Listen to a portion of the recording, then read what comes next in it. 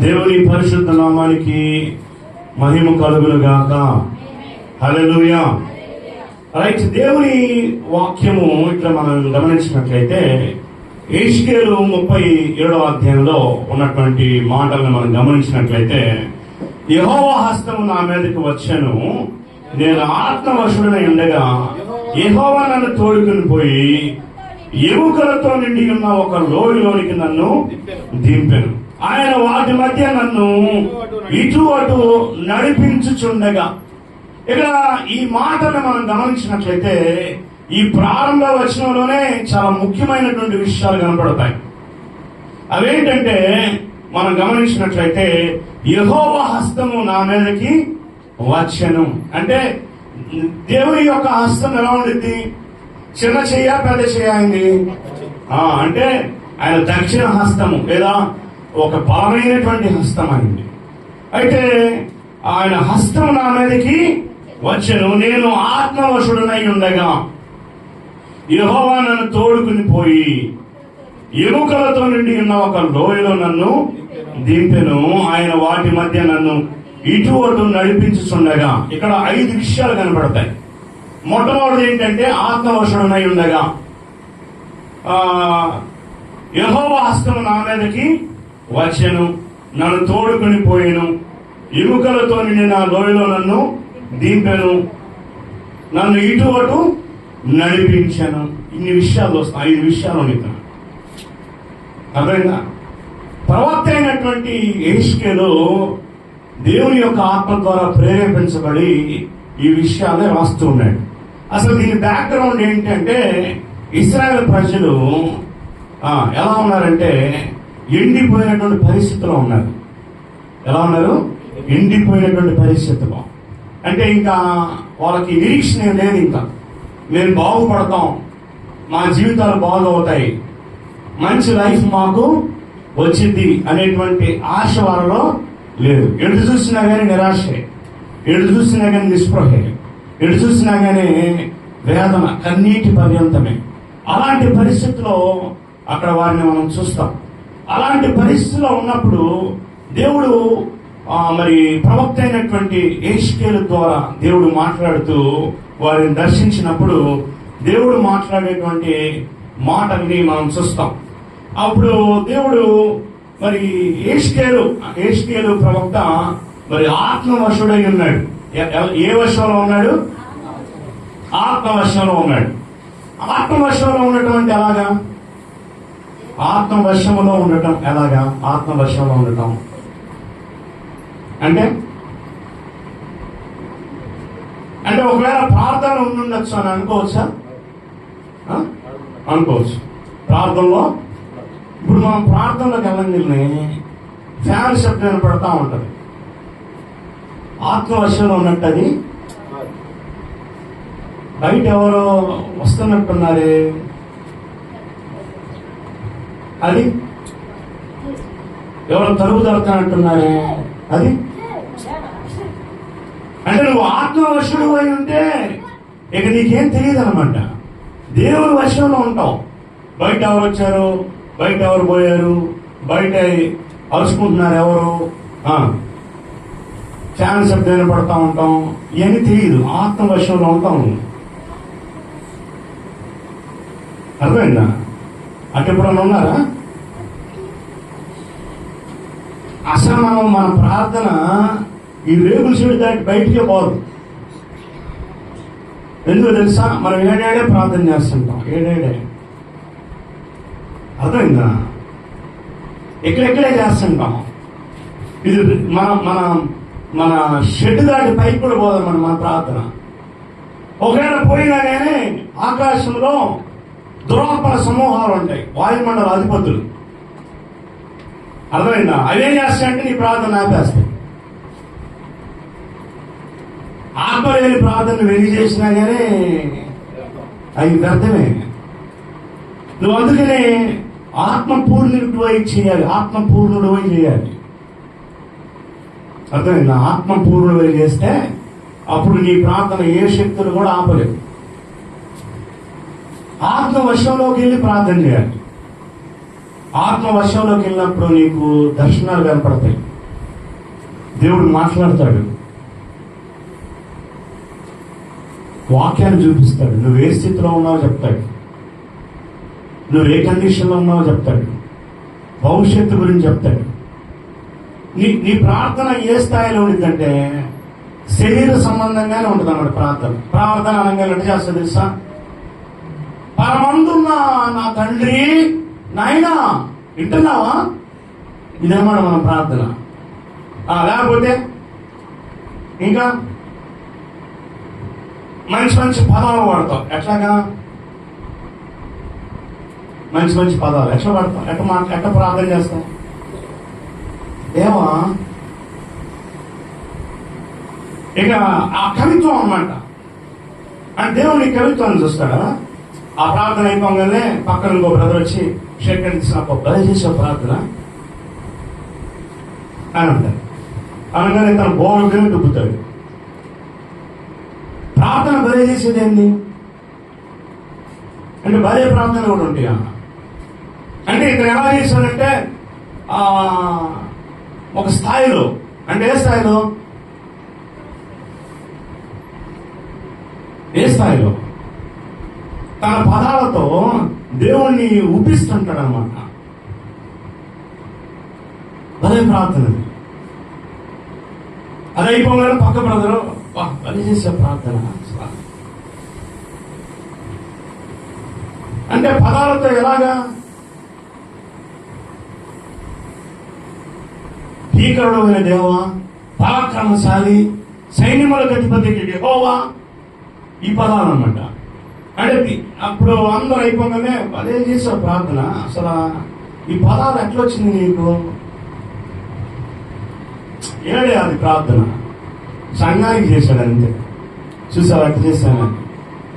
ఈ ప్రార్థన పైదాకా కూడా వెళ్తాం. అర్థమైందా? ప్రార్థన చేయడానికి ఇద్దరు లేరు. ఎక్కడికి? సమాజ మందిరంలోకి ఇద్దరు వచ్చారు ప్రార్థన చేయడానికి. అంటే దేవుని మందిరం అనుకోండి. ఎవరు వాళ్ళు? ఇంకోటే పరిసేయుడు అంటే కొంచెం బాగా స్పిరిచువల్ అనమాట, బాగా ఆత్మీయుడు అనమాట. ఈ ఆత్మీయుడు లోపలికి వచ్చి ఏం ప్రార్థన చేశాడంటే, అయ్యా, వారానికి 2 మార్లు ఉపవాసం ఉంటూ నేను ఇవ్వాల్సిన దానిలో దశం భాగాన్ని ఇస్తూ, ఇదిగో ఆ పాపిలాగా శంకర్లా కాకుండా నీ దృష్టికి యథార్థంగా నడుచుకుంటూ, అసలు ఏందనుకున్నావు? నా ప్రార్థన నువ్వుగాక ఇంకెవరు అంగీకరిస్తారు? అంత పర్ఫెక్ట్ గా, ఎంత కరెక్ట్ గా ఉన్నాను తెలుసా? దశం భాగం విషయంలో కరెక్ట్ గా ఉన్నాను. ఇంకా ఉపవాసం ఉండే దానిలో కరెక్ట్ గా ఉన్నాను. దేవుని మందిరానికి వెళ్ళేటువంటి విషయంలో కూడా కరెక్ట్ గా ఉన్నాను.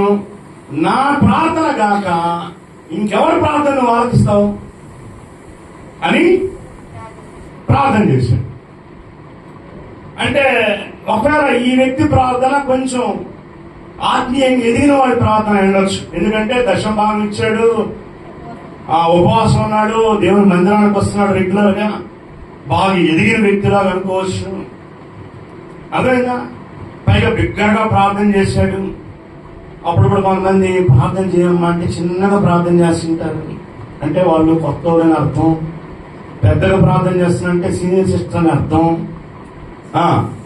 ప్రార్థన చేయమని, నాకు అసలు ప్రార్థన చేయటమే రాదని కొంతమంది చెప్తుంటే వాళ్ళు ఏదో జూనియర్ సిస్టర్లు ప్రార్థన చేయండి అనగానే తక్కువ ప్రార్థన చేస్తే అబ్బా మంచి స్పిరిచువల్ అట్టుంది, మంచి ఆత్మీయురాల్లా ఉంది అని అనుకుంటాం మనం. కానీ దేవుడు అది చూడు, నువ్వు హృదయంలో ఎలా ప్రార్థన చేస్తావో చూస్తాడు. అర్థమైందా? దేవుని ఆరాధించేవారు ఆత్మతో సత్యముతో. అలాగే నువ్వు ప్రార్థన చేసేటప్పుడు ఆత్మతో సత్యముతో చేస్తున్నావు లేదో చూస్తాడు దేవుడు. లేదా ఎదుటివారి మెప్పు కోసం చేస్తున్నావు చూస్తాడు. కొంతమంది అంటే ఎలా ప్రార్థన చేస్తారంటే సంత వీధుల్లోనూ సమాజ మందిరాల్లోనూ బిగ్గరగా ప్రార్థన చేస్తూ ఉంటారంటే ఎందుకు? వారి స్వరము సంత వీధుల్లో వినబడవాలని మనుషుల ముందు బోర కొడతారంట వాళ్ళు. అంటే వీడు ఎందుకోసం ప్రార్థన చేస్తున్నాడు? మనుషుల మెప్పు కోసం అన్నమాట. అర్థమైందా? కానీ కొంతమంది ప్రార్థన చేస్తారంట. ఎలా అంటే, ఇప్పుడు సుందర్ ప్రార్థన చేశాడు. ఏమని? దూరముగా నిలుచుండి ఆకాశం వైపు కన్నులు ఎత్తడానికి కూడా ధైర్యం చాలక రొమ్ము కొట్టుకొనొచ్చు, దేవా పాపినైనా నన్ను కరుణించు అని ప్రార్థన చేశాడంట. స్తోత్రం చెప్పండి, హల్లెలూయా. దేవా పాపినైనా నన్ను కరుణించు. అంటే ఇప్పుడు ఈ ఇద్దరిలో ఎవరు నీతిమంతుడిగా ఎంచబడ్డారు? ఎవరు ప్రార్థన దేవుడు ఆలకించాడు? సుందర ప్రార్థన. అంటే నువ్వు ఏ పదాలతో చేస్తున్నావు, ఎలా చేస్తున్నావు, పదాలు బాగా ఉపయోగించావా? ఇంకొక సిస్టమ్ ఏమంటుందంటే, నేను ప్రార్థన చేస్తే నాకు పదాలు తప్పులు పోతాయని అందుకని ప్రార్థన చేయను నేను అంటారన్నమాట. ఇంకా అంతమంది ఏం చెప్తారు? నాకు ప్రార్థన చేయడము రాదండి అంటారు. నేనేమంటానంటే, మీ నాయనతో నువ్వు మాట్లాడకూడదు, వచ్చా రాదా? మీ నాన్న ఎప్పుడైనా మాట్లాడావా లేదా? మా నాన్నతో మాట్లాడటం రాదని అనేవాడు ఎవరు ఉన్నారా? ఎవడు భూమి మీద ఎవడు మా నాన్నతో నేను మాట్లాడటం నాకు రాదు, ఎట్లాంటివి లేవు. దేవుడు నీ తండ్రి. నీ తండ్రితో నువ్వు ఎట్లా మాట్లాడుకుంటున్నావో, ఎలా చెప్తున్నావో అలా చెప్పుకోవడమే ప్రార్థన, అంతకుమించి లేదు.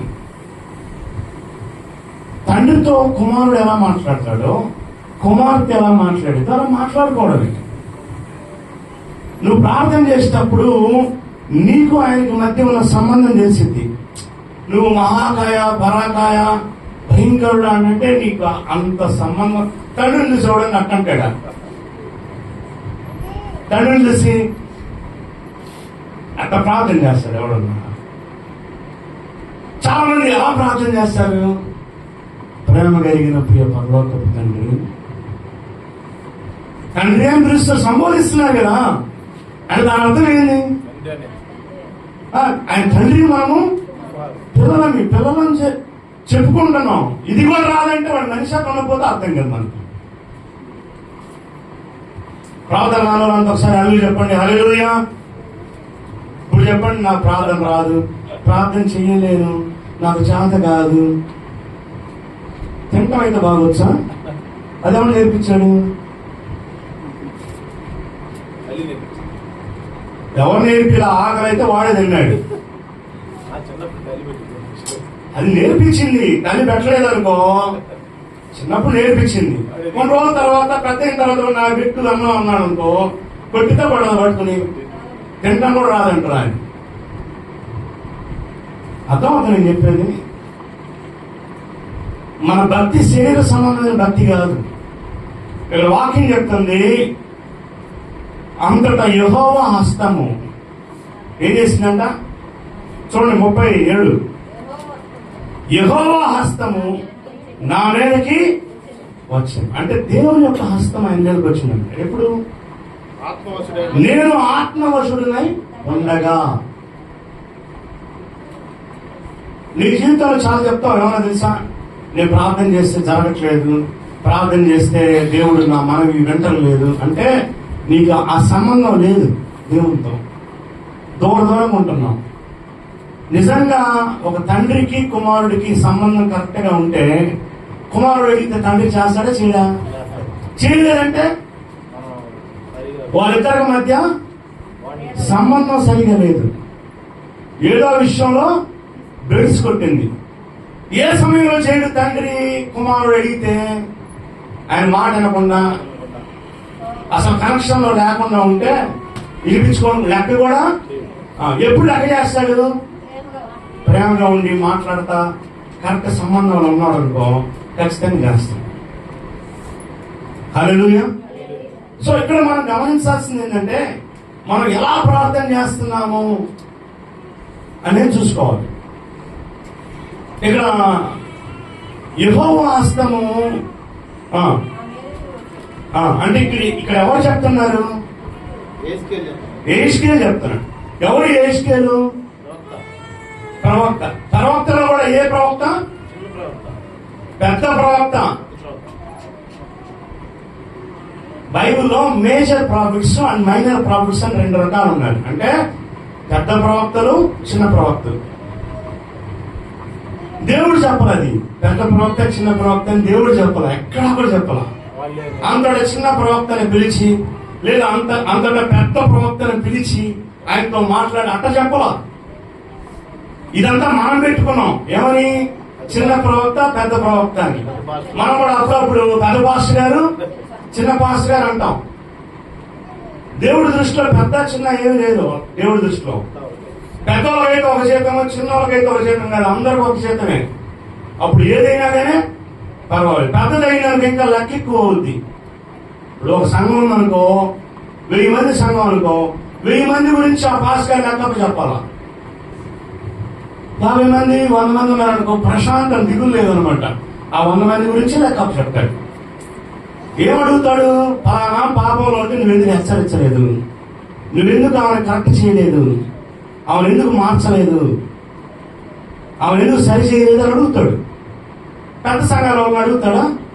ఏమని? పెద్ద సంఘాల ఉన్నారనుకో, పలానా ఉంది కదా, పలానా అంటే ఆయన ఎవరో నాకు తెలియదు అంటాడు. అప్పుడు ఇంక లెక్కే వస్తుంది. ఇవన్నీ మనం పెట్టుకుని అనమాట. పెద్ద పాస్టర్, చిన్న పాస్టర్ అని. దేవుని దృష్టిలో పెద్దది చిన్నదని, పెద్ద పాస్టర్ చిన్న పాస్టర్ అని లేదు. జీతం కూడా పెద్ద పాస్టర్కి అయితే ఎక్కువ, అక్కడ ఇక్కడ తక్కువ, అట్లే లేదు. అందరికీ ఒకటే జీతం. ముందు వచ్చిన వాళ్ళకి ఒక జీతం, వెనక వచ్చిన వాళ్ళకి ఒక జీతం కాదు. ఒక ఆయన 9 గంటలకు వచ్చాడు పనికి, ఇంకొక ఆయన 11 గంటలకి, ఇంకొక ఆయన 12. సాయంత్రం 4 గంటలకు కూడా ఒక ఆయన వచ్చాడు. పనివాళ్ళు అనమాట వాళ్ళు. ఆ యజమానుడు జీతం ఇచ్చేటప్పుడు సాయంత్రం పూట ఏం చేశాడంటే అందరికి సమానంగా ఇచ్చాడు. ఆ పొద్దున 9 గంటలకు వచ్చాడు. వాడు అన్నాడు, వాడికి నాకు ఒకటే, నేను ఎక్కువ పని చేశాను అన్నాడు. అంటే నా ఇష్టం, నేను అందరికి ఒకటే ఇస్తాను, నా ఇష్టం, నీదేమి. అలాగే జీతం సమానమే. కానీ ఎందుకు పెద్ద ప్రవక్త, ఎందుకు చిన్న ప్రవక్త అన్నారంటే, ఈ పెద్ద ప్రవక్త అనేవాళ్ళు ఏంటంటే ఎక్కువ గ్రంథాలు రాశారు. ఇప్పుడు యెషయా గ్రంథం ఉందనుకో 66, యెహెజ్కేలు, అట్లా వరుసగా చూసుకుంటే పెద్ద ప్రవక్తలు అంటే ఎవరంటే పెద్ద పెద్ద అధ్యాయాలు ఉంటాయి అనమాట. చాలా అధ్యాయాలు ఉంటాయి. ఇప్పుడు మీకా ఉందనుకో, మీకా, మలాకి, జకర్యా, వీళ్ళందరూ చిన్న చిన్న వాళ్ళు అనమాట. పెద్దవాళ్ళంటే యెహెజ్కేలు, యెషయా. ప్రవక్తలు అంటే పాతవాళ్ళు, పాత నిబంధనల వాళ్ళు. అర్థమైనా? వీళ్ళంతా వేరు. చిన్నవాళ్ళు అంటే చిన్న చిన్న అధ్యాయాలు అనమాట. ఈయన పెద్ద ప్రవక్త, పెద్ద పెద్ద ప్రవచనాలు చెప్పాడు. ఈయన ఇప్పుడు ఎక్కడున్నాడు, ఏ స్థితిలో ఉన్నాడంటే, ఇశ్రాయేలు ప్రజలు వాళ్ళకి సేవ చేశాడు. దేవుడు ఇశ్రాయేలు ప్రజలతో మాట్లాడాలి అంటే ఈ ప్రవక్తల ద్వారా మాట్లాడేవాడు. స్తోత్రం చెప్పండి, హల్లెలూయా. ఈ ఇశ్రాయేలు ప్రజల ద్వారా దేవుడు వాళ్ళతో మాట్లాడేవాడు. అలా ఇంత ప్రవక్తల ద్వారా ఇశ్రాయేలు ప్రజలతో దేవుడు మాట్లాడేవాడు. అప్పుడు ఇశ్రాయేలు ప్రజలు ఎలా ఉన్నారు? ఎండిపోయే స్థితిలో ఉన్నారు, నిస్సత్తువుగా ఉన్నారు. ఇంకా ఎలా ఉన్నారు? ఏమాత్రం ఆశ లేదు, ఏమాత్రం ఆశ లేదు. బ్రతుకుతాము, మంచి రోజులు వస్తాయి, మనం చిగురిస్తాము, మనం ఫలిస్తాము, మన జీవితం మారబోతుంది, మనం ఆశీర్వదించబడుతున్నాం అనేటువంటి నిరీక్షణ ఏమాత్రము లేదు. అందరూ చచ్చిపోయిన స్థితిలో ఉంటారు. అప్పుడు ప్రవక్త అయినటువంటి యెహెజ్కేలుని దేవుడు దర్శించి అతనితో మాట్లాడుతున్నాడు. ఫర్ ఎగ్జాంపుల్, అప్పుడు ఎలా ఉన్నాడంటే ఆయన ఆత్మవశుడై ఉన్నాడు. అప్పుడు దేవుని హస్తం అతని మీదకి వచ్చింది. అర్థమైందా? దేవుని హస్తము అతని మీదకి వచ్చింది. నువ్వు ఆత్మలో ప్రార్థన చేస్తున్నప్పుడు దేవుని స్పర్శని తాకుతాడు. నీ ప్రార్థనలో అలాంటి అనుభవాలు ఉండాలి. దేవుడు తాకిన అనుభవం, దేవుడు స్పృశించిన అనుభవం. అర్థమైందా? ఈ చర్మం అంతా కాంతివంతంగా మారడం. అర్థమైందా? మోషే సీనాయి కొండ మీదకి వెళ్ళినప్పుడు 40 రాత్రులు 40 పగళ్ళు అతని చర్మం మెరిసిందంట. ఎలా ఉంది? మెరిసిందంట. ఇశ్రాయేలు ప్రజలు చూసి తట్టుకోలేకపోయారు. యేసు ప్రభు కూడా కొండ మీదకి వెళ్ళి రూపాంతర అనుభవంలోకి వెళ్ళగలిగి ఆయన ముఖాన్ని చూడలేకపోయారు. ప్రార్థనలో ఆత్మలో ప్రార్థన చేసినప్పుడు ఇలాంటి అనుభవాలు వస్తాయి. నువ్వు ఆత్మలో కాకుండా శరీరంలో ప్రార్థన చేస్తున్నావు అనుకో, రోడ్డు మీద ఎవరో పోతున్నట్టున్నారే, ఎవరు పిలిచినట్టుంది, ఎవరో శబ్దం చేస్తున్నట్టుంది, ఫ్యాన్ శబ్దం వినపడుతుంటది, బయట ప్రకారం గోడ వినపడుతుంటది. అంటే ఈ లిమిట్స్ దాటి వెళ్ళిపోవాలి, ఇంకొక ప్రపంచంలోకి వెళ్ళాలి. అర్థమవుతుందని చెప్పింది. ఇప్పుడు నీకు దేవుని దగ్గర నుంచి ప్రతిఫలం రావాలనుకో, వాక్యం ఏం చెప్తుంది తెలుసా? భూమి మీద మీరు వేటిని బంధించదురో పరలోకమందు అది బంధింపబడును, భూమి మీద మీరు వేటిని విప్పుదురో పరలోకమందు అది విప్పబడును. అంటే దాని అర్థం ఏంటి? రిజల్ట్ ఎక్కడి నుంచి వస్తుంది? పరలోక రాజ్యంలో నుంచి నీకు ప్రతిఫలం కావాలంటే నువ్వు ఇక్కడి నుంచి పరలోక రాజ్యానికి వెళ్ళాలి. ఏడుంటే పని అవ్వదు, నీ స్పిరిట్ లో వెళ్ళాలి అక్కడికి. ఒక ఆయన అన్నాడు, నాకు అత్యంత అవసరమైనటువంటిది నా జీవితంలో కావాలి అంటే పోనీయండి, పోయేవాళ్ళు పోనీయండి, వాళ్ళ సాయి చూస్తా ఏం సాయి చూస్తా, రోడ్డు మీద పోయేవాళ్ళని చూస్తా ఉండంటే ఇంకంతే, ఎవరు వచ్చారు ఎవరు పోయారు. అర్థమైందా? మనమంతా దిక్కులు చూస్తూ ఉంటాడట. ఆత్మలో ఉన్నాడు అట్లా ఉన్నాడు, ఫుల్ సింక్ లోకి వెళ్తాడు, వింటాడు, మునిగిపోతాడు వాక్యంలోకి, ఆ లోకంలోకి వెళ్తాడు. చాలా మంది ప్రార్థన చేసుకుందామంటే ఏదో తలుపు దొరకని శబ్దాలు, ఎవరో మనిషి వచ్చినట్టుగా, అంటే అలిగి లేనట్టుగా, అంటే నువ్వు ఇంకా స్పిరిట్ లోకి వెళ్ళాలా. కొంతమంది భయపడి కళ్ళు తెరుస్తుంటారు, సాతాను గడది నీ శరీరంలో ఉన్నావు, ఇంకా అనుమానాలు క్రియేట్ చేస్తాడు అన్నమాట వాడికి. నువ్వు ఆత్మలో ఉండడానికి ప్రయత్నం చేయాలి. దిక్కులు చూసుకుంటా, వాక్యం లేనప్పుడు దిక్కులు ఎందుకు చూస్తాను? శ్రద్ధ పెట్టు, మనసు పెట్టు, ఏకాగ్రత మీద వాక్యం. ప్రవక్త ఆత్మవశుడై ఉండగా యెహోవా హస్తము ఆయన మీదకి వచ్చింది. అప్పుడు చూడండి, నన్ను తోడుకొని పోయి అంటే ఎట్లా? అది ఎట్లాగా? శరీరం ఉంది,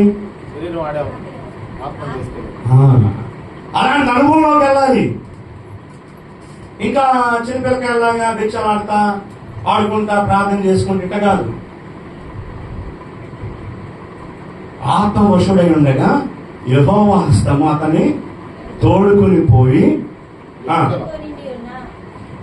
పోయి అంటే ఇక్కడ మనము గమనించాల్సిన విషయాలు చాలా ఉన్నాయి. యెహోవా హస్తము వచ్చి ఆయన తోడుకొని తీసుకుని వెళ్ళింది. అంటే ఇది నడిపింపు. ఏంటి? నడిపింపు. దేవుని వాక్యం ఏం చెప్తుందంటే, ఎందరైతే ఆయన ఆత్మచేత నడిపింపబడతారో వారంతా దేవుని కుమారులు అనబడుదురు అని ఉంది. ఆత్మచేత నడిపింపబడతాం. ఇది ఎప్పుడైనా మీరు గ్రహించారా? ఆత్మచేత నడిపింపబడటం, ఆత్మచేత ప్రేరేపించబడి వెళ్ళడం. నువ్వు శరీరంలో ఉంటే, శరీరానుసారంగా ఉంటే ఆత్మ నడిపింపు నీకు పొందడం. రోమిలకు రాసిన పత్రిక 8వ అధ్యాయంలో ఏమనుందంటే, శరీరానుసారులు శరీర విషయముల మీద మనసు ఉంచుతారు, ఆత్మానుసారులు ఆత్మ విషయముల మీద మనసు ఉంచుతారు. ఆత్మానుసారమైన మనస్సు మరణము అనవసరంగా, ఆత్మానుసారమైన మనస్సు మరణమా, జీవమును సమాధానమునైనది. శరీరానుసారమైన మనస్సు దేవునికి విరోధమై ఉన్నది. దేవునికి విరోధం అంట శరీరానుసారమైన మనస్సు. అది దేవుని ధర్మశాస్త్రములకు లోబడదు, అది దేవుని వాక్యానికి లోబడదు, ఏమాత్రం లోబడదు. శరీర సంబంధమైన ఆత్మ, దేవుని ఆత్మ మీలో, ఆత్మ సంబంధమైనటువంటి ఆత్మ, శరీరానుసారమైన మనస్సు. ఇది మీరు ఇంటికి వెళ్ళిన తర్వాత రోమిలకు రాసిన పత్రిక 8వ అధ్యాయం చదవండి, క్లియర్ గా ఉంటది. అక్కడ 2 రకాల ప్రార్థనలు కూడా చెప్తాడు. శరీరానుసారమైనటువంటి ప్రార్థన, ఆత్మానుసారమైనటువంటి ప్రార్థన. మనసుతో ప్రార్థన చేయుదును, ఆత్మతో ప్రార్థన చేయదును అంటాడు అక్కడ. ఎందుకంటే మనసుతో ప్రార్థన చేయదుని, ఆత్మతో ప్రార్థన చేయదు. మనసుతో ప్రార్థన చేస్తే నా శరీరం ఫలవంతంగా ఉండిద్ది, కానీ ఆత్మ మాత్రం చచ్చిపోయింది. అందుకే అంటాడు ఆత్మతో ప్రార్థన చేయదును, మనసుతో ప్రార్థన చేయదును. దానిలో ఉన్నాయి అవన్నీ నేను చెప్పే. మనసుతో ప్రార్థన చేస్తాను, ఆత్మతో ప్రార్థన చేస్తాను. మనసుతో ప్రార్థన చేస్తే నా శరీరం ఫలవంతంగా ఉండిద్ది, కానీ ఆత్మ ఫలవంతంగా ఉండదు. అందుకని మనసుతో ప్రార్థన చేయదును, ఆత్మతో ప్రార్థన చేయదును. శరీరానుసారమైన మనస్సు, ఆత్మానుసారమైన మనస్సు రెండు చెప్తాడు. శరీరానుసారమైన మనస్సు మరణము, ఆత్మానుసారమైన మనస్సు జీవమును సమాధానమునై ఉన్నది. శరీరానుసారమైన మనస్సు దేవుని సంతోషపరచ నేరదు, అంటే దేవుని సంతోష పెట్టదంట శరీరానుసారమైన మనస్సు. అర్థమైనా? అది ఏమాత్రమో ధర్మశాస్త్రమునకు, అంటే దేవుని వాక్యానికి లోపడదంటది. దేవుని మాటలు చెప్తుంటే ఆ శరీరానుసారమైన మనస్సు ఏ కాటికి అడ్డుకుంటూ ఉంటుంది అన్నమాట. వాక్యం చెప్తుంది, అక్కడే రాయబడి ఉంది ఏమని, ఎందరైతే ఆయన ఆత్మచేత నడిపింపబడుదురో వారంతా దేవుని కుమారులు అనబడతారని కూడా ఉంది. సో మనం ఆత్మచేత నడిపింపబడాలి. ఆత్మ ప్రేరేపణ మనకు రావాలి. ప్రార్థన చేసేటప్పుడు ఆత్మ ప్రేరేపణ వస్తుంది. ఇలా వెళ్ళాలి, అలా వెళ్ళాలి, ఇలా చేయాలి, జీవితంలో ఎలా బ్రతకాలో కూడా చెప్తాడు దేవుడు. దాన్ని మనం గ్రహించాలి. దాన్ని మనం గ్రహించాలంటే ఏం చేయాలి? ఆ స్థాయిలోకి వెళ్ళాలంటే ఎలా కలిగి ఉంటావు? అది ఎలా? ఇప్పుడు దేవుడు ఏం చెప్పాడంటే అలా కనెక్ట్ అవ్వాలంటే ఒకటి అడ్డు వస్తుంది. ఏంటిది?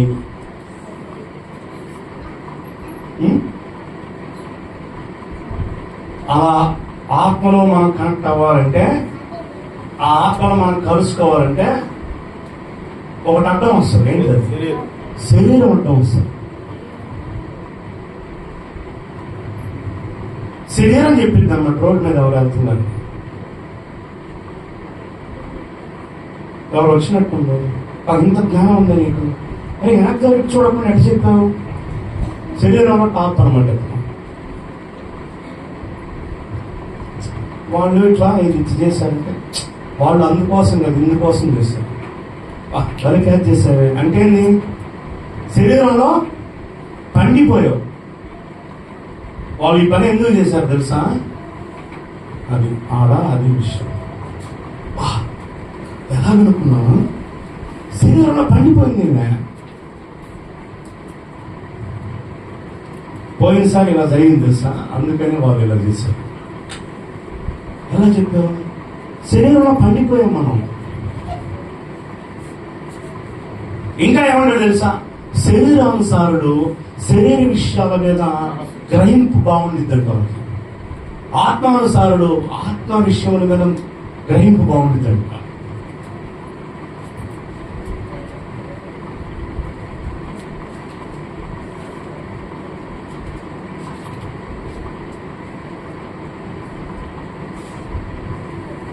శరీరానుసారుడు దేవుని విషయాన్ని గ్రహించలేరు.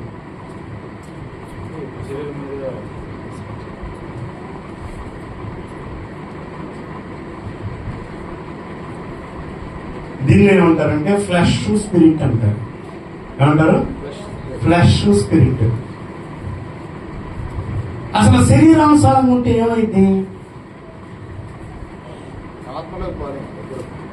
పోలేము. ఇంకా దాని గురించి ఆలోచిస్తూ ఉంటాం. ఇంకా లాస్ట్ లో ఏంది?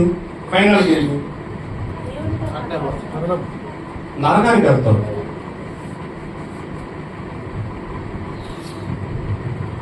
ఆత్మలో ఉన్నాడు అసలు పట్టించుకోడు.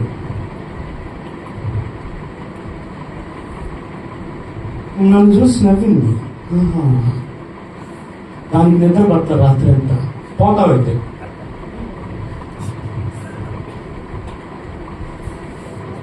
జోకాన్ని చెప్తా నవ్వుకుంటారు. వాక్యం చెప్తుంది. ఇది ఆత్మానుసారం అసలు పట్టించుకోరు. నన్ను చూసి ఆహాహా ఉంది, ఓహో అన్నారు అని ఓహో తలారిందాక అప్పుడు ఆహాహా అవుతావు.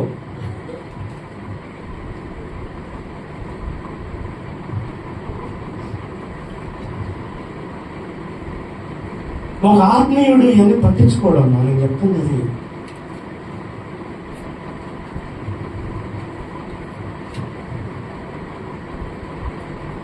మనం ఎప్పుడు శరీర విషయాలే, ఎప్పుడు పొద్దుగుకులు తిన్నాడు, వెళ్ళాడు, పడుకున్నాడు, మళ్ళీ నెక్స్ట్ టైం పోవాలనుకుందాం, తినతంటలా నేను పొద్దుగులు ఇదే అన్నమాట. సంపాదించుకుందాం, తిందాం, నిద్రపోదాం. ఇది ఆత్మానుసారుడు. మనం చెప్తాను, ఆత్మానుసారుడు ఆత్మ విషయంలో మీద ఆత్మ ఫలవంతంగా ఉంటే నువ్వు పరలోక రాజ్యం ఉంటావు. శరీరం ఫలవంతంగా ఉందనుకో, ఆత్మ ఫలవంతంగా ఉంటే శరీరం కూడా ఆటోమేటిక్గా ఫలవంతంగా ఉంటుంది. శరీరానుసారులు శరీర విషయముల మీద మనసు ఉంచుతారు, ఆత్మానుసారులు ఆత్మ విషయాల మీద మనసు ఉంచుతారు. శరీర కార్యములు స్పష్టములైనవి, అవేమనగా మొత్తం లిస్ట్ ఇచ్చాడు. మొత్తం వాటిలో ఏమైనా ఉందేమో నీ పేరు చూసుకో. ఆత్మానుసారుడు ఆత్మ విషయాల మీద మనసు ఉంచుతారు. ఆత్మ ఫలం ఏదనగా అవన్నీ ఉన్నాయో చూసుకో. టోటల్గా నువ్వు ఆత్మలోకి వెళ్ళాలి అంటే నీకు అడ్డొచ్చేది ఏం తెలుసా? నీ శరీరం అడ్డు వస్తుంది అన్నమాట. అర్థమైందా?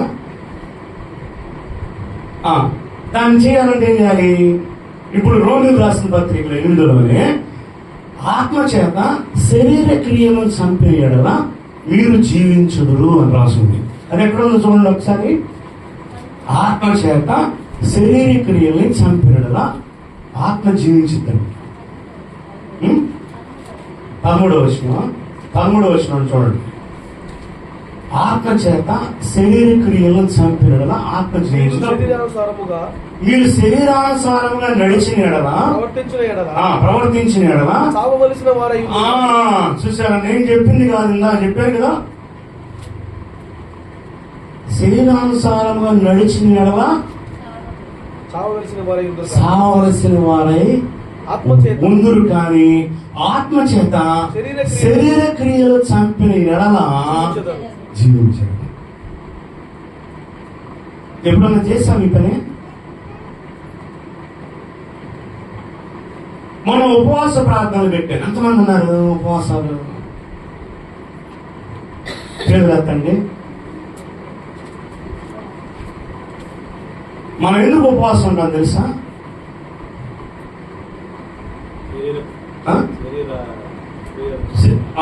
నేను చెప్తాను. ఉపవాసం ఎలా ఉంటాను చెప్తాను. ఉపవాసం ఓకే.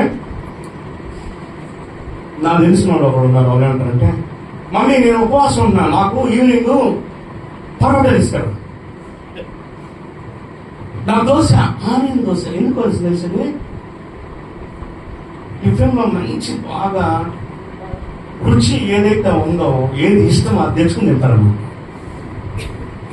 లేదంటే సిస్టర్ గారు ఉపవాస ప్రార్థన పెట్టిందనుకో, అయిపోగానే భోజనాలు, బిర్యానీ. ఇంకా ఇంకా ఇంకా ఎట్లా? మధ్యాహ్నం ఉపవాసం ఉంటావు కదా, బాగా తిను అంటే ఏంది? ఏంది దేనికోసం ఇది? అంటే నువ్వు ఉపవాసం ఉంటుంది ఎందుకు? నీరసం కాదు. ఉపవాస ప్రార్థన అయిపోగానే బిర్యానీతో భోజనాలు అనమాట. అప్పుడు అందరూ మనసు ఎలా ఉండదు తెలుసా? ఇప్పుడు అయిపోగానే అసలు దానికోసం కాదు ఉపవాసం. నీ శరీరాన్ని నలగొట్టుకోవడానికి ఉపవాసం. ఈ శరీరం మాట ఏందో దీన్ని కంట్రోల్ చేసుకోవడం కోసం ఉపవాసం ద్వారా శరీరాన్ని నలగొట్టుకుని దాన్ని సాధనలో తెచ్చుకోవడం కోసం ఉపవాసం. ఇది ఏమైపోయింది తెలుసా? అమ్మ మీ ఇంట్లో శ్రమలా శోధనలా 3 రోజులు ఉపవాసం ఉండైతే మొత్తం సమస్యలు మొత్తం పోతాయి. అది కాదు ఆడ కాన్సెప్ట్. మారిపోయింది మొత్తం. మాకు సమస్యలు ఎక్కువైపోయినాయి పాస్టర్ గారు, అది ఇది ఇది అంటే ఉపవాసం ఉండండి అమ్మా, 3 రోజులు ఉంటే దేవుడు అద్భుతం చేస్తాడు. ఎట్లా చేస్తాడు అంటే నువ్వు ఆనందరకన్నా ఉన్నందుకు నేను చూసి మెచ్చాను భక్త అంటాడా? వాళ్ళు వెల్లడించాడు అంటాడా? లేదే భక్తుడా ఇంత అద్భుతంగా నా కోసం ఉపవాసం ఉండి ఎండిపోయి ఇస్తానికి అంటాడా? దేనికోసం? అప్పుడు అది ఇది ఒకటవలా? అది ఇది ఒకటైందా కాలేదా? అది కాదంట. ఉపవాసం ఉన్నప్పుడు దేవుడు నీకు ఒక తలంపుని ఇస్తాడు, ఒక ఆలోచన ఇస్తాడు, ఆత్మదేవుడు మాట్లాడతాడు. ఈ శరీరం సాగుపడితే ఆత్మ ఉత్సాహంతో పరుగులెత్తుతారన్నమాట. ఆత్మ నీలో ఉన్న ఆత్మ చైతన్యం అవ్వాలంటే శరీరాన్ని సాగొట్టావు అనుకో, అప్పుడు ఆత్మ ప్రేరేపితమైంది. శరీరాన్ని సుఖపెట్టుకుంటా ఉన్నాం అనుకో, ఏ బిర్యానీ అంటారు, బిర్యానీ ఇస్తున్నానమ్మా, ఉపవాసం అయిపోయిందిగా. యేసు ప్రభు ఫర్ ఎగ్జాంపుల్ కొంచెం ముందుకమ్మా, మత్తయి సువార్త 4వ అధ్యాయంలో తీగాకండి, మీకు వాక్యం తెలియకుండా ఏముంది, మీరు దండ పండితులైతే ఓకే. మత్తయి సువార్త 4వ అధ్యాయంలో అక్కడ యేసు ప్రభు శోధింపబడతాడు. మీ అందరూ తెలుసు. ఆయన దేవాలయ శిఖరం మీదకి తీసుకొచ్చి ఇవన్నీ టెంప్టేషన్ చేస్తాడు. 3 రకాల శోధన ఉన్నాయి. ఏమిటి 3 రకాల శోధన? ఫస్ట్ ఏమన్నాడు? ఆయన మిక్కిలి ఆకలి కొని ఉండగా సాతాను గారు అన్నాడు, నువ్వు ఆకలి కొని ఉన్నావు కదా, ఈ రాళ్ళ రొట్టెలు చేసుకుని తిను అన్నాడు. తినచ్చుగా, తప్పేముంది? అవునా లేదా?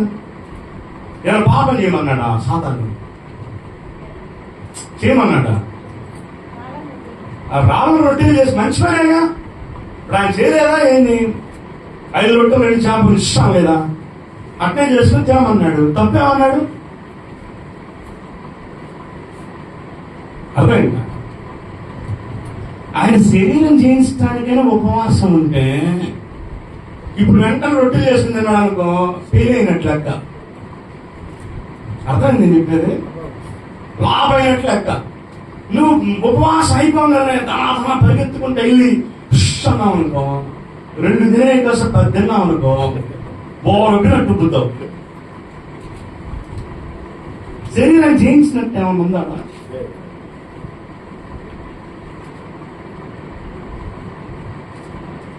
అర్థమైందా? శరీర ఆశలను చంపుకుంటున్నాడు ఆయన, ఆకలిని జయిస్తున్నాడు ఆయన. అప్పుడు ఆయన అన్నాడు, నేను రొట్టెతో అది బ్రతికేది, ఆయన మాట ద్వారా బ్రతుకుతా. నువ్వేమనుకున్నా తెలుసా? పూట తినకపోతే నీరసం, కడిగిపోతే షుగరు, బీపీ ఉంటావు. జయించేటువంటి విధానం చూడండి.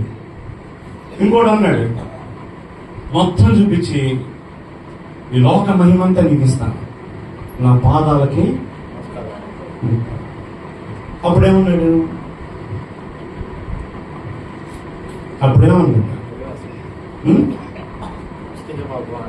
ఆశ్చర్యంలో జీసస్ అన్నాడు. సాతానా నేను అంత బాగా తీసాడు ఆయన.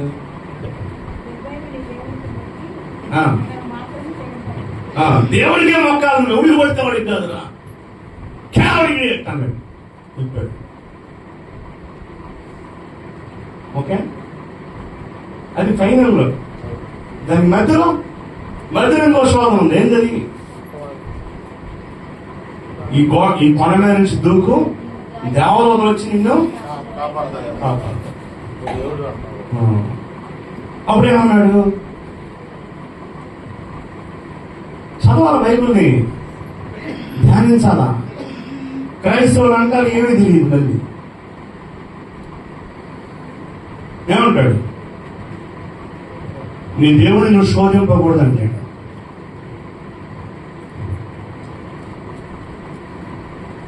అర్థమైందా?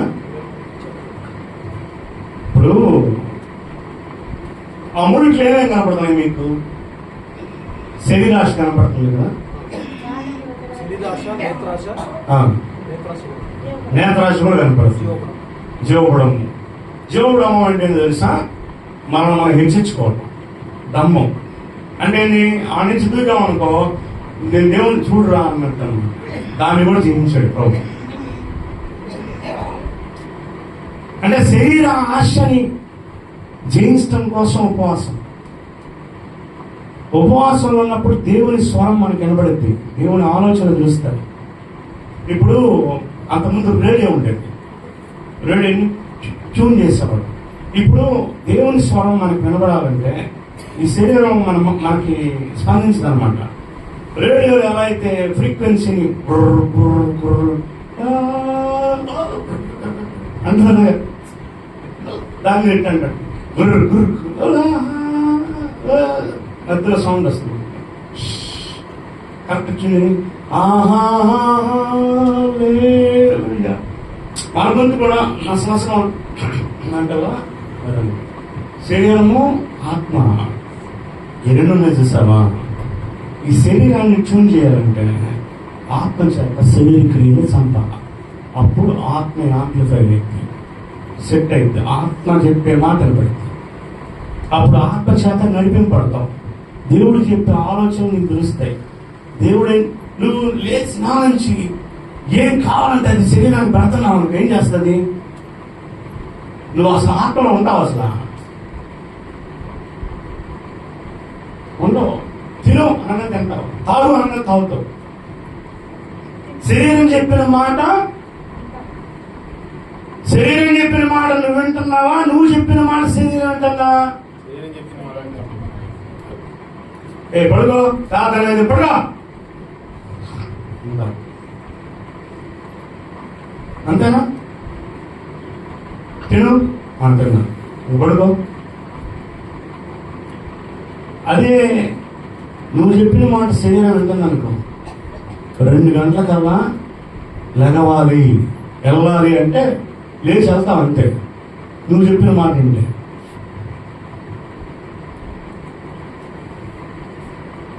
శరీరాన్ని నువ్వు కంట్రోల్ చేసుకుంటే అది నీ గుడ్ సర్వెంట్. శరీరాన్ని నువ్వు కంట్రోల్ చేసుకోలేదనుకో, అది నీకు బ్యాడ్ ఓనర్ అయింది. అది చెప్పిన మాట నువ్వు వింటావు, శరీరం చెప్పిన మాట. పడుకో, వెళ్ళాడు, తిను, తాగు, చెప్పు. నువ్వు చెప్పిన మాట నీకు ఎంటున్నాను కదా, గుడ్ సర్వెంట్ బాగా పనిచేస్తుంది.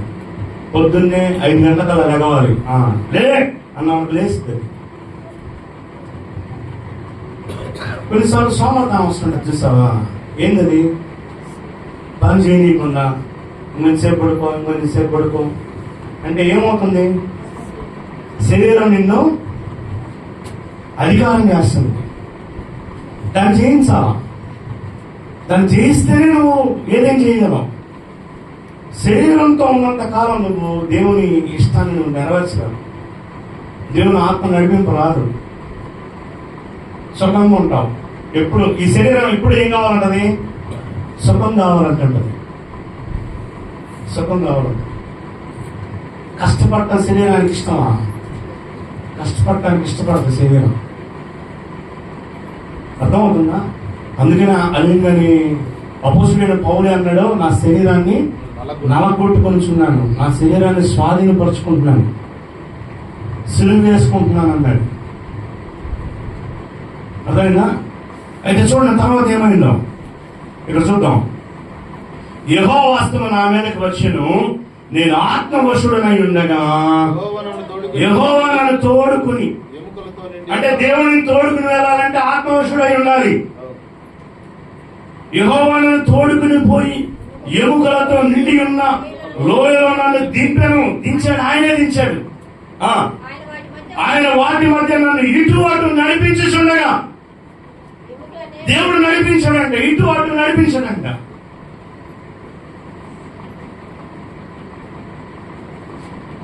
ఆత్మ నడిపింపు. ఏంటిది? ఆత్మ నడిపింపు. ఈ సంవత్సరం మనం ఆత్మ నడిపింపు ప్రకారం వెళ్ళాలి. ఆత్మ నడిపింపు. దేవుని కార్యాలు జరిగించాలంటే మనం ఆత్మవశమై ఉండాలి. దేవుడు నడిపించుచుండగా ఎముకలు అనేకములు ఆ లోయలో కనబడెను, అవి కేవలము ఎండిపోయినవి. ఆయన నరపుత్రుడా, ఎండిపోయిన ఈ ఎముకలు బ్రతకగలవా అని నన్ను అడుగుగా, ప్రభువా యెహోవా అది నీకే తెలియని అంటిని. అందుకైన ప్రవచనం ఎత్తి ఎండిపోయిన ఈ ఎముకలతో ఎట్లనము, ఎండిపోయిన ఎముకలారా యెహోవా మాట ఆలకించుడి. ఈ ఎముకలకు ప్రభువైన యెహోవా సెలవించున్నదేమనగా, మీరు బ్రతుకున్నట్లు నేను మీలోనికి జీవాత్మను రప్పించి ఉన్నాను. చర్మము కప్పి మీకు నరమునిచ్చి మీ మీద మాంసం పొరిగి చర్మము మీ మీద కప్పెదను, మీలో జీవాత్మను ఉంచగా మీరు బ్రతుకుదురు. అప్పుడు నేను యెహోవానై ఉన్నానని మీరు తెలుసుకుందరు. దేవుడు చెప్పాడు. ఏమని చెప్పాడు? ప్రవచనం ఎత్తి చెప్పగలవా? ఫస్ట్ ఒకసారి ఆ సన్నివేశాన్ని మీరు ఒకసారి ఊహించుకోండి. ఆయన ఆత్మవశుడైన ప్రార్థనలో ఉన్నాడు. దేవుని ఆత్మ ఏష్కేని తీసుకుని ఆ లోయలోని తీసుకుని దించింది, ఇటువంటి తిప్పిందంట. దించింది ఇటువంటి తిప్పినప్పుడు అప్పుడు అప్పుడు అప్పుడు ఏం కనపడుతున్నాయి నీకు అన్నాడు. నరపుత్రుడా, నీకేం కనపడుతున్నా? ఎండిన ఎముకలు కనపడుతున్నాయి అన్నాడు. అవి బ్రతకగలవా? అయ్యా నాకెలా తెలిసే బ్రతుకుతూ లేవు. నువ్వైతే మామూలు ఏం చెప్తావు? గట్టబతుకుతే చచ్చిపోతే ఎండిపోయి ఎముకలు అంటావు. నీ జీవితం చిగురిచ్చిద్దా? నువ్వేమంటావు? బలేవాడు లేదు, నాకేం తెలుసు అన్నావు. గట్టబతుకుతే అంటావు నువ్వు. నీ జీవితం బాగైద్దా? నువ్వు బాగుపడతావా? భవిష్యత్తులో ప్రయోజకులు అవుతావా? నాకేం తెలుసు అనవు. అట్టనవు. నాకేం తెలుసు అనవు. అవదు. మా లైఫ్ ఇంతే అంటావు. ఎట్లా? నాకు ఆధారం లేదు, నా భర్త సంపాదించడు, నేను సంపాదించిన అందరిని మాత్రం నా లైఫ్ ఇంతే అంటావు. అయితే దేవుడు అన్నాడు, నరపుత్రుడా నువ్వేం చేస్తావంటే ఆ ఎండిన ఎముకలకి ఏమన్నాడు? నేర్చుకోండి, కొంచెం నేర్చుకోండి. ఏమన్నాడు?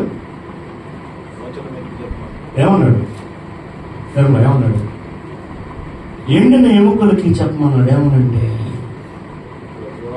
నీలో జీవాత్మని దేవుడు పంపబోతున్నాడు. ఎండిన ఎముకలారా లేకపోండి అన్నాడు. ఆ మాట అనమన్నాడు. నువ్వు చెప్పు నీ జీవితానికి ఎక్కడ ఎండిపోయిన అనుభవం ఉందో ఆ ఎండిపోయిన జీవితానికి చెప్పు. చిగురిని చేస్తున్నాము అని చెప్పు. ప్రవక్త కూడా అదే చెప్పాడు. అర్థమైందా?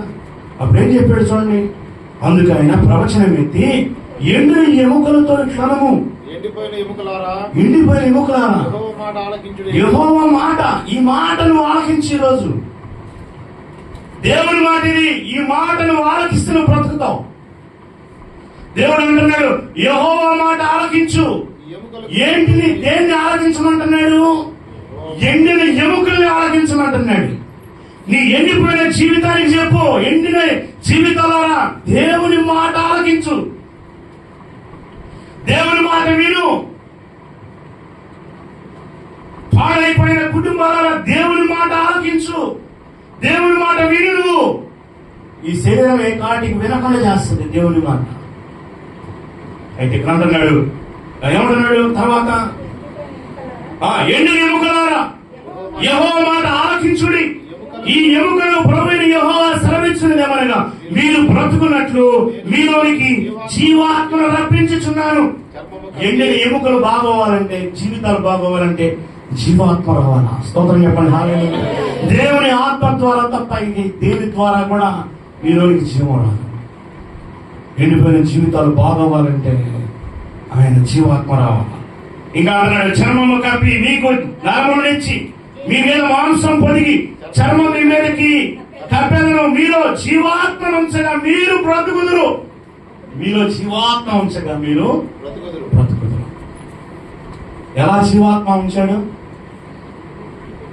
మీరేమనుకుంటా తెలుసా? ఎట్లా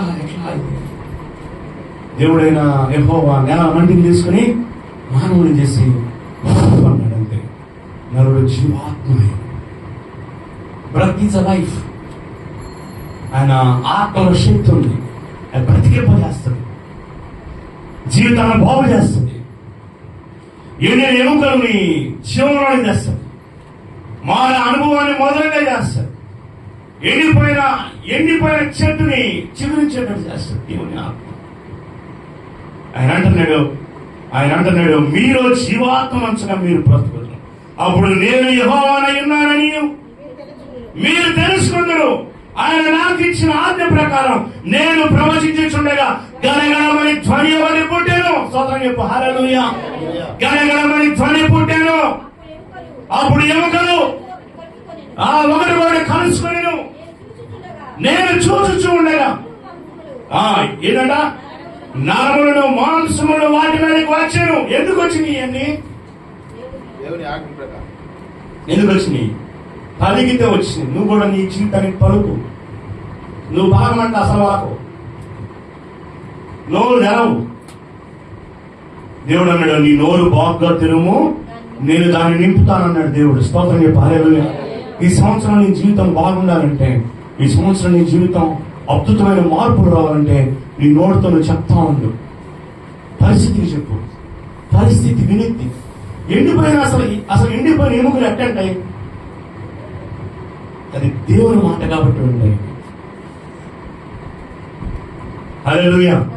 ఎండిన ఎముకలు వింటాయి. ఇప్పుడు దేవుడు అన్నాడు సర్వ సృష్టికి సువార్త. సృష్టి అంటే నిత్తి, అది నిత్తి. ఎండిన ఎముకల్లో కూడా విషయం ఉంటాయి. నువ్వు అనుకుంటే అయిపోయింది కదా అని. అర్థమైందా? యోహాను ఎక్కడ వాకింగ్ చెప్పాడు ఫస్ట్?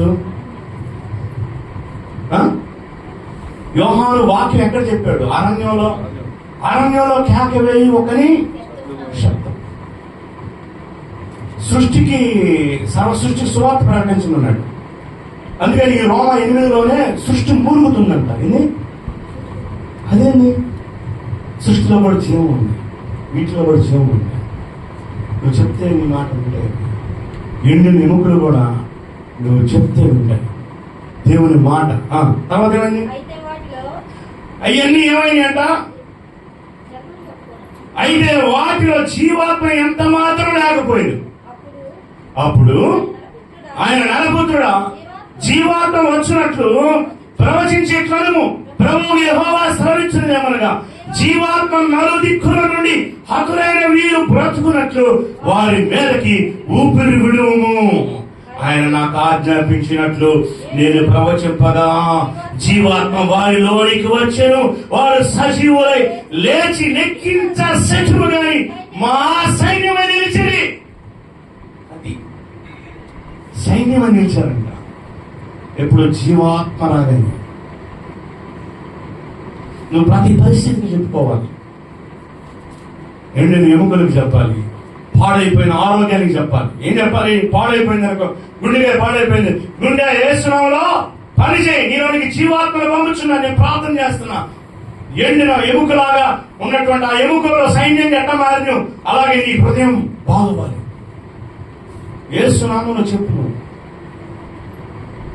పలకాలు జీవం వస్తుంది దానికి.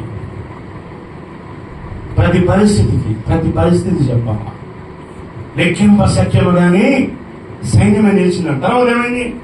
అప్పుడు ఆయన నాతో ఇట్లా నేను నరపుత్రుడా ఈ ఎముకలు ఇశ్రాయేలు అందరినీ సూచించుచున్నవి. అంటే ఎవరంట వాళ్ళు? అంటే ఎవరు? ప్రజలు, దేవుని పెట్టిన. అంటే ఆ ఎండిన ఎముకలు నువ్వు నేను మనము ఎండిపోయి ఉన్నాం. పరిస్థితి ఎండిపోయింది, శరీరం ఎండిపోయింది, ఆత్మ ఎండిపోయింది, జీవం లేదు. అయితే దేవుడు చెప్తున్నాడు ఈరోజు నువ్వు ఈ రోజు నుంచి నీ నోటితో నువ్వు పలుకు, మంచి పలుకు. వాక్యం చెప్తుంది ఒకడు తన నోటి ఫలము చేత తన కడుపు నింపుకొను అని వాక్యం చెప్తుంది. నోటి ఫలము చేత అంటే నీ నోటితో నువ్వు పలికితే దాన్ని నువ్వు అనుభవిస్తాను. ఒకడు తన పెదవుల ఆదాయం వల్ల తృప్తి పొందును. అంటే పెదవుల ఆదాయం అంటే నోటి ద్వారా వచ్చే మాటల ద్వారా తృప్తి పొందుతాడు. వాక్యం చెప్తా తెలుసా? నీ బుద్ధిహీనుడు అయి కాని మాట పలుకున్నప్పుడు నీ చేతితో నీ నోరు మూసుకుడుము అని ఉంది. ఎందుకో తెలుసా, నువ్వు బుద్ధిహీనుడివై ఒక మాట పలికావంటే ఆ బుద్ధిహీనతను బట్టి నీ జీవితంలో జరిగింది. ఎందుకని దేవుడు అన్నాడు, ఏమన్నాడు, భూమి కలుగునుగా కంటే కలిగింది, ఆకాశం కలుగునుగా కంటే కలిగింది. అలాగే నీ నోటి మాటకి దేవుడు శక్తినిచ్చాడు. నీ నోటితో ఎలాంటి మాట పడితే అలాంటి మాట అంటా ఉన్నావు అనుకో, ఏ జరుగుతూ ఉంటాయి. పైకి మారిన మాటలు మాట్లాడకూడదు. మంచిని పలకాలి, ఆశీర్వాదం పలకాలి, బిడ్డల గురించి మంచి మాటలు పలకాలి, పిల్లల గురించి మంచి భవిష్యత్తు పలకాలి, ఎదుటి వారి గురించి మంచి మాటలు పలకాలి. గాడ్ బ్లెస్ యూ అనాలి, గాడ్ బ్లెస్ యూ అనాలి. ఎవరైనా తిట్టినా గాడ్ బ్లెస్ యూ అనాలి. ఎందుకని వాక్యం చెప్తుంది, ఆశీర్వాదమునకు వారసులుగా ఉండటకు మీరు పిలువబడితే గనుక కీడుకు ప్రతి కీడైనను దూషణకు ప్రతి దూషణైనను చేయక మిమ్మల్ని దూషించు వారిని దీవించుడి అన్నాడు. ఎందుకన్నాడు తెలుసా, నువ్వు ఒకవేళ వాళ్ళు దూషించాలని నువ్వు దూషించావు అనుకో, నీకు ఆశీర్వాదాలు పోగొట్టుకుంటావు. అందుకని ఏమన్నాడు, దూషణకు ప్రతిగా దూషించమన్నాడా, దీవించమన్నాడా? ఎందుకని? ఆశీర్వాదానికి వారసులుగా ఉండడానికి నువ్వు పిలువబడ్డావు కనుక కీడుకు ప్రతికీడు చేయొద్దు, దూషణకు ప్రతి దూషణ చేయొద్దు, మిమ్మల్ని దూషించు వారిని మీరు దీవించండి అన్నాడు. స్తోత్రం చెప్పండి, హల్లెలూయా. లేదంటే దేవుని దగ్గర నుంచి వచ్చే ఆశీర్వాదాలు పోగొట్టుకుంటాం, అనవసరంగా పోగొట్టుకుంటాం. నీ నోటితో ఏదైతే చెప్తావో దాన్ని నువ్వు అనుభవిస్తావు. అందుకని అన్నాడు, నీవు బుద్ధిహీనుడివై నీ నోటితో చెడ్డ మాట పలుకున్నప్పుడు నీ ఆచేత్తో దాన్ని నోరు మూసుకోమన్నాడు. ఒక ఆయన ఉన్నాడు దైవశాపుడు, ఆయన పాలు తేనెలు ప్రవహించి కానాన్ దేశంలోకి వెళ్ళకపోయాడు. ఎవరైనా ఎవరైనా ఒక ఆయన నోటితో కాని మాట పలికి పాలు తేనెలు ప్రవహించు కానాన్ దేశానికి వెళ్ళలేకపోయాడు. ఎవరైనా మోషే ఏమన్నాడు, ద్రోహులారా అని తిట్టాడు. ఎవరిని? ఇక నిన్నెట్ట నీ పరిస్థితి ఏంటి? ఆయన కేవలం ఏమన్నాడు, ద్రోహులారా అన్నాడు. వాకింగ్ చెప్తుంది, ద్రోహులారా అని తింటే నువ్వు నరహాంతుడు అంట. కొత్త నిబంధన తెలుసా నీకు? వ్యర్థుడా అంటే వేస్ట్ ఫెలో, యూజ్లెస్ ఫెలో అని తింటే అంట విమర్శకు పాలవుతామని వాకింగ్ చెప్తుంది. దైవజనుడైన మోషే దాదాపు 20 లక్షల మందిని నడిపించిన ఆయన ఇశ్రాయేలు ప్రజలు విసిగిస్తున్నారు. ఎందుకు? మాకు నీళ్లు లేవు, ఆహారం లేదు అని విసిగిస్తామనంటే వాళ్ళ టార్చర్ భరించలేక ఆ కర్ర తీసుకుని దాని మీద కొట్టి ద్రోహులారా అన్నాడు. శాపునే నా ప్రజల్ని ఎవరిని ఎటువంటి వాళ్ళు మనం ఎంత తెలియగల తెలుసా? వాళ్ళు మంచి వాళ్ళు అయితే ఎందుకు తిడతాం, చెడ్డోళ్ళు కాబట్టి తిడుతున్నాం అంటాం మనం. వాళ్ళు మంచోళ్ళు, ఇశ్రాయేలు ప్రజలు మంచోళ్ళ? ఇశ్రాయేలు ప్రజలు ఎందుకు తిట్టాడు? ఇసిగిస్తున్నారు. ఒకడా ఇద్దరా చెప్పు, 20 లక్షల మంది వచ్చి ఒకసారి బయలుపెడతాంటుంటది. మంచినీళ్ళు ఇద్దరు తెచ్చేవాడికి మంచినీళ్ళు ఇవ్వనోడు ఎందుకు తెచ్చావు, ఇంకా అన్నం పెట్టినవాడు ఎందుకు తెచ్చావు అని ఇసిగిస్తా ఉన్నారు. అంటే నాకు ద్రోహులా అవసరం ఉండరా అన్నాడు. నా ప్రజల్ని ద్రోహులారంటావా? నువ్వు చూస్తావు కానీ ఆ వాగ్దాన దేశాన్ని దైవ సేవకుడికి అంత పర్ఫెక్ట్ గా ఉంటే ఇక నీకెలా ఉంటుంది?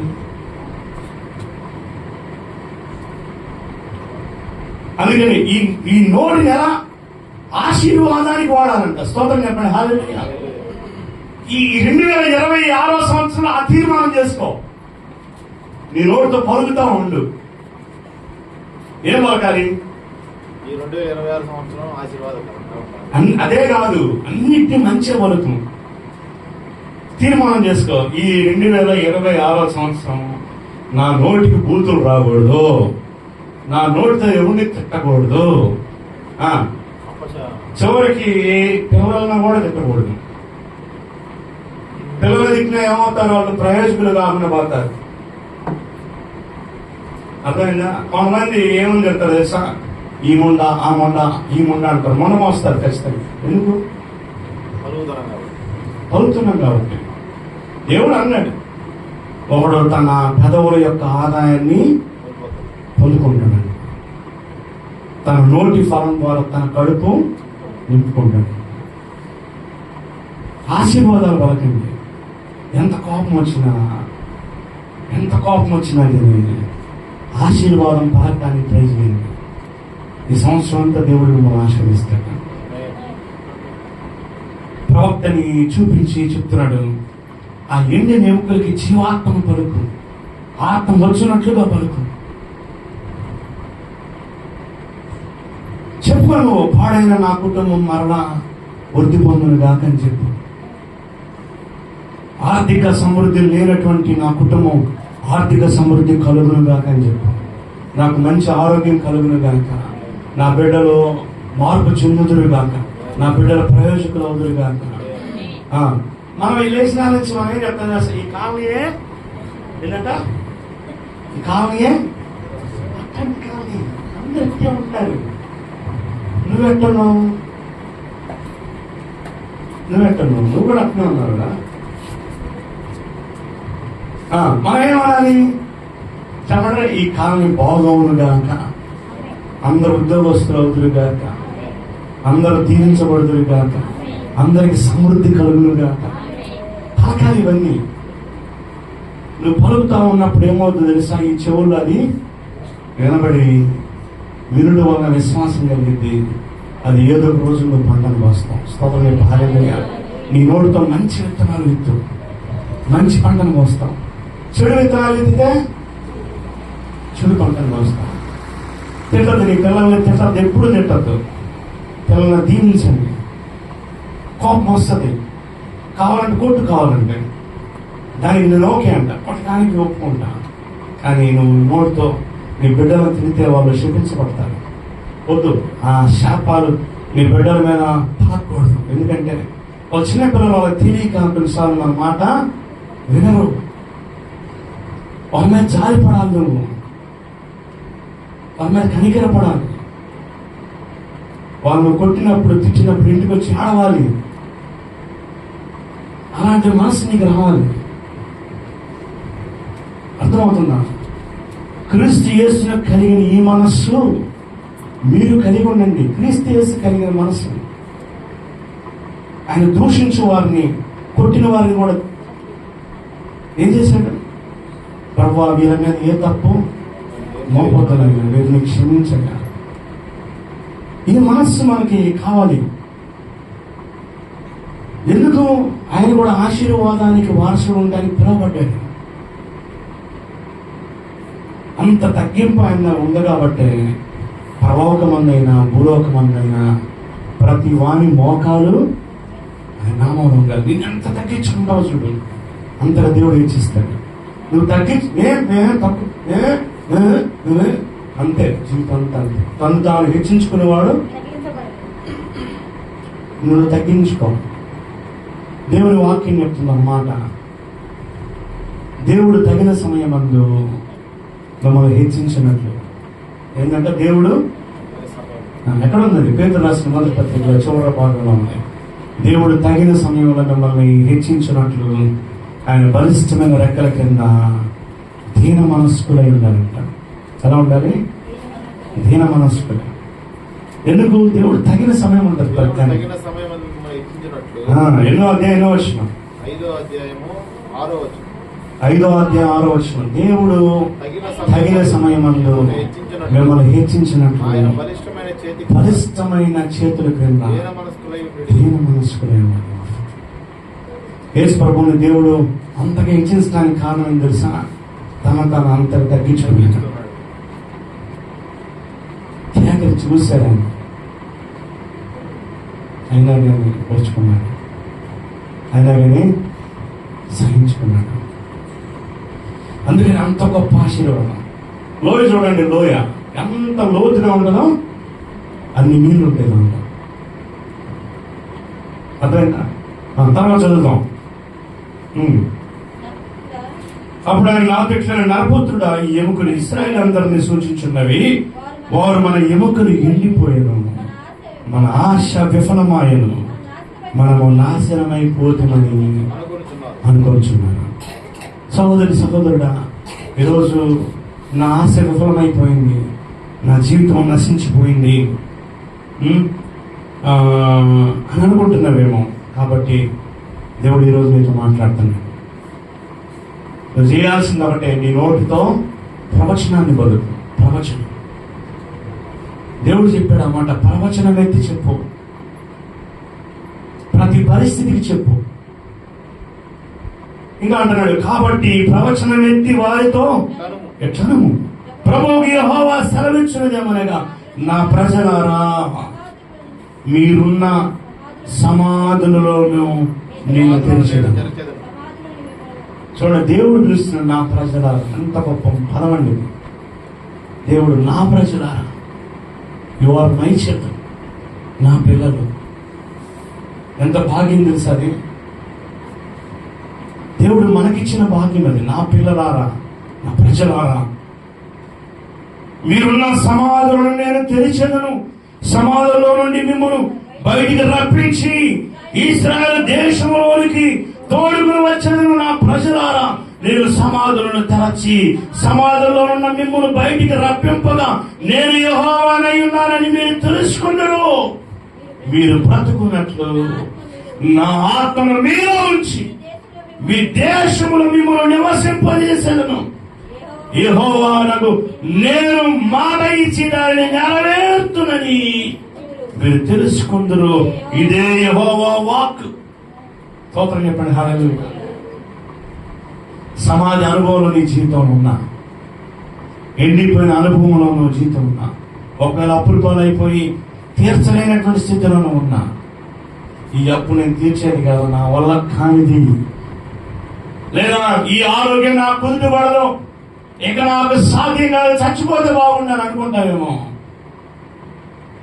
దేవుడు అంటున్నాడు, నీవు బ్రతుకున్నట్లుగా నీలోనికి జీవాత్మను పంపుతుంది.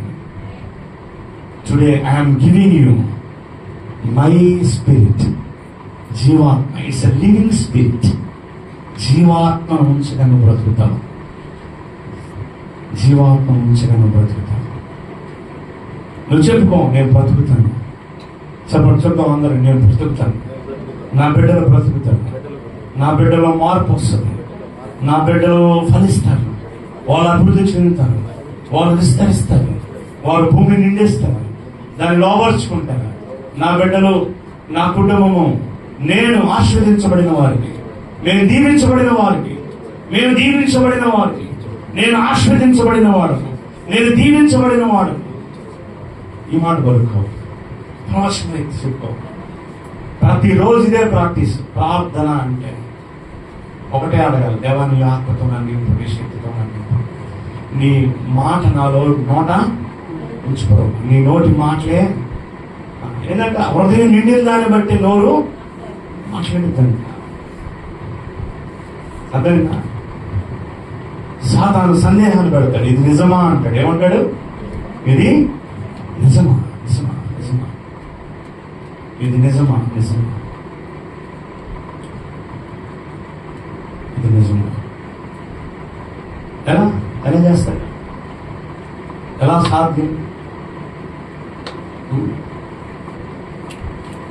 ఎలా సాధ్యం? ఎలా సాధ్యం? వాడు అదే చెప్తాడు, ఎలా సాధ్యం. సాతాను నేను చెప్తాడా? ఎందుకని సాతాను నేను చెప్తాడు, అబద్ధం చెప్తాడు. ఏం చెప్తాడు? చెప్పలేంది. మరి దీవాలు బయట ఉన్న అప్పుడప్పుడు మాట్లాడించండి అంటాడు. అంటే వాడు చెప్పి నేను చెప్తాడా? అది అబద్ధం. నువ్వు అదేంటానికి ఇష్టపడుతుంటావు. అప్పుడప్పుడు సారం కూడా అంటాడు, ఎవరు కనుక్కోండి, ఎవరు కనుక్కో అంటే వాడు నిజం చెప్తాడా? సోదరు నిజం చెప్తారా? సోదేంటి? సోద చెప్పే వాళ్ళు ఎవరండి? దెయ్యాలు పట్టిన వాళ్ళు. బైబిల్ రాసిన పుతోనను దెయ్యం పట్టిన కాబట్టి, పుతోనను దెయ్యం పట్టింది. ఆమెలో ఉన్న దెయ్యం నీకు పెడితే అలా ఉంది కదా, చెప్పలే.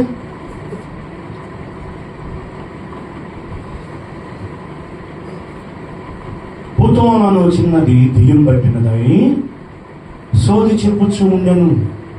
అంతటా పౌలును శీలను ఆ మార్గములో వెలుచు ఉండగా అది అలిసి కేకలేసిందంటే అని ఇదిగో జీవ మార్గములు బోధించువారు వచ్చారు. ఒకసారి చెమట పాలేమో చెమట ఇలా ఉన్న పొలి దగ్గర ఆ ఊర్లో గుడి దగ్గర నుంచి వస్తున్నా. నేనేం తెలుసు అప్పుడు black T shirt black jeans వేసుకుని వెళ్తా ఉన్నా. నాతో పాటు నలుగురు వెళ్తున్నాను. అప్పుడు ఆ గుడి దగ్గర కొందరు కూర్చుని ఉన్నాడు. అల్లు వచ్చి దేవుని సేవకులు ఎందుక వాళ్ళకి తెలిసింది. చేతిలో బైబుల్ లేదు, వైట్ షర్ట్ వైట్ ప్యాంట్ వేసుకోలేదు, బైబిల్ కూడా లేదు. చెమటలో చెమట నా ఊరు ఉందా ఇటు పదుల వైపు పెట్రోల్ కూడా డబ్బులు లేవు అప్పుడు తెలుసా. అది నేను దెయ్యం ఆ దెయ్యం తనడానికి వెళ్తా ఉన్నాను. ఎవరు రావాలంటే వాడు క్లేసి జీవము కలిగిన దేవుని సేవకులు. మరి అంత పొట్ట కూడా లేదు. పొట్ట పాస్ట్ అంటే పొట్ట పట్టేసుకుని వైట్ అండ్ వైట్ వేసి చేతులు బయలు పట్టుకుని కట్టాలి. పూతమన్న దెయ్యం అంట. ఆ దెయ్యం ద్వారా సూది చెప్పేవాళ్ళు బహుగా సంపాదిస్తున్నారంట. పేదలు ఎన్ని పౌలు శీలలు అలా వెళ్తుంటే ఆమె కేక రాస్తున్నాడు. అదో జీవ మార్గాన్ని బోధించేవాళ్ళు వెళ్తున్నారని పొద్దుగులు అదే చెప్తుందంట. ఇక పౌలుకి ఇసుక పుట్టి వెళ్తా బయటకు వచ్చేసింది. ఇంకా ఆ రోజు నుంచి వాళ్ళకి వచ్చే ఆదాయం కాస్త పోయిందంట. ఇక వాళ్ళంతా ఏం చేశారు తెలుసా, పౌలు శీలను పట్టుకుని మాకు వచ్చే ఆదాయాన్ని కాజేస్తావా అని ఆయన స్తంభాన్ని కట్టేసి పెట్టారు. తెలుసా మీకు అది? ఇంత సోది చెప్పేవాళ్ళం అంటే అది దెయ్యాలన్నమాట, దెయ్యపు ఆత్మలు. నేను చెప్తా ఏం చెప్తే తెలుసా, లోపల చెప్పేది ఎవరు చెప్పు? సాతానా దేవుడా? సాతానికి జ్ఞానం ఉందా లేదా? ఉందా. ఇప్పుడేం తెలుసా? ఏం చెప్పింది తెలుసా? బాగానండి నా గురించి చెప్పింది అనుకో. నువ్వు రోజు బండి వేసుకుని నల్లాగులో ఉండి వెళ్తున్నావు కదా, వెళ్తానంటే ఒకరోజు నీకు తెలియదు ఆడ కింద ఒక అంతరం ఉంటుంది, దాని దొరికావు. అప్పటి నుంచి నేను పట్టుకున్నా అని నేను దాన్ని నమ్మాను అనుకో, నేను పట్టుకునిద్దాం అనమాట. అర్థమైందా? నీకు తెలిసింది ఏదో ఒకటి ఉంటుంది. ఏమని?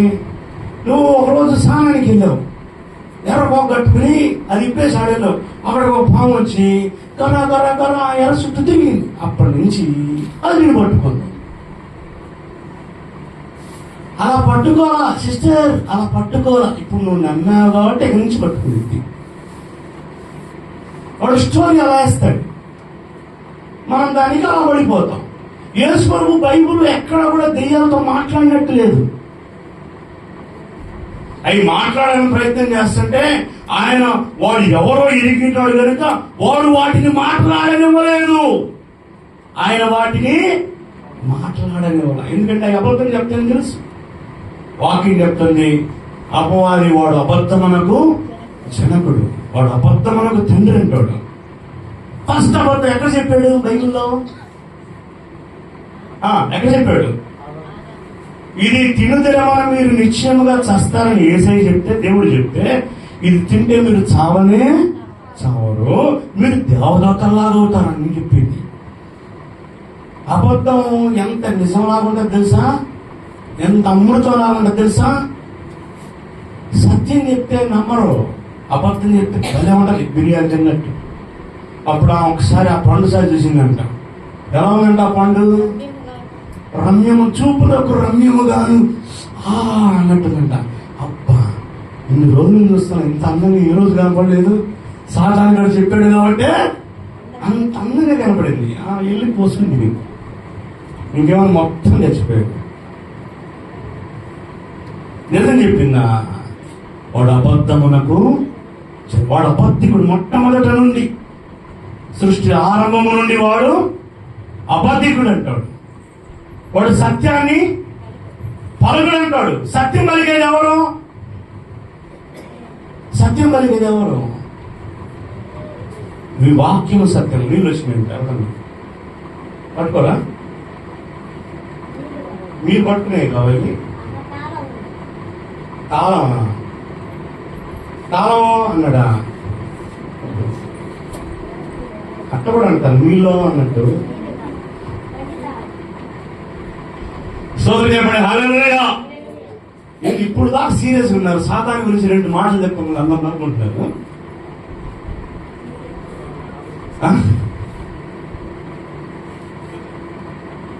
సాతాను గురించి ఛాన్స్ ఎక్కువ ఉన్నట్టున్నారు చూస్తుంటారు. సోదరం హల్లెలూయా. సో అబద్ధాన్ని నమ్మకూడదు. అర్థమైందా? వాడు అబద్ధం చేస్తాడు.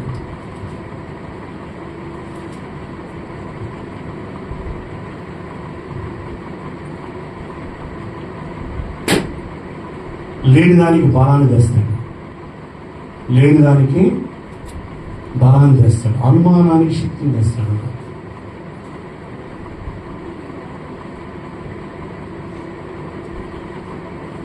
అనుమానానికి శక్తిని తెస్తాడు.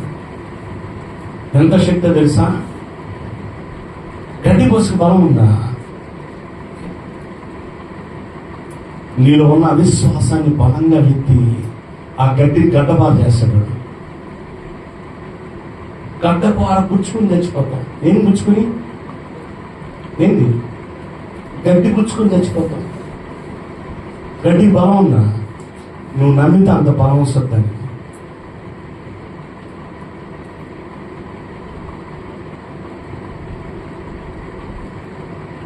నేను ఛాలెంజ్ చేసి చెప్తాను.